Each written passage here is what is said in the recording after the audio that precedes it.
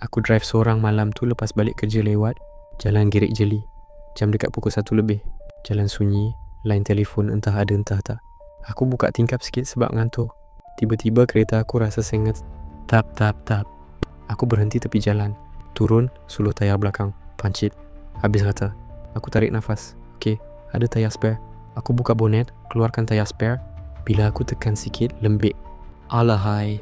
Tak kosong habis, tapi memang tak boleh jalan. Nasib baik aku ada satu wireless air pump. Aku ambil dari seat belakang. Masa tu, hutan kiri kanan senyap pelih. Tak ada bunyi cengkereh. Tak ada apa. Aku pasang pump dekat tayar spare. Tekan butang. Zzz. Bunyi mesin tu kuat gila dalam sunyi malam. Baru beberapa saat, aku dengar bunyi daun kering dipijak. Satu langkah. Lepas tu berhenti. Aku pandang sekeliling. Gelap.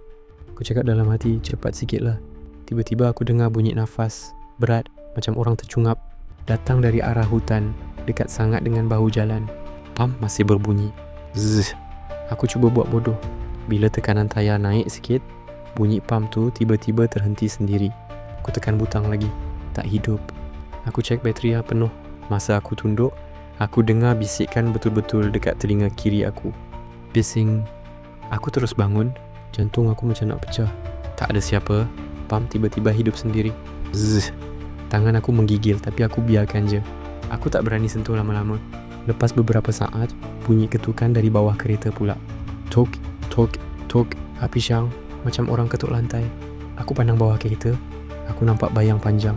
Tak sepadan dengan badan manusia. Kepala dia macam terlalu dekat dengan tanah. Pump berbunyi makin kuat. Macam dipaksa kerja laju. Tiba-tiba semua bunyi hutan berhenti. Pump berhenti.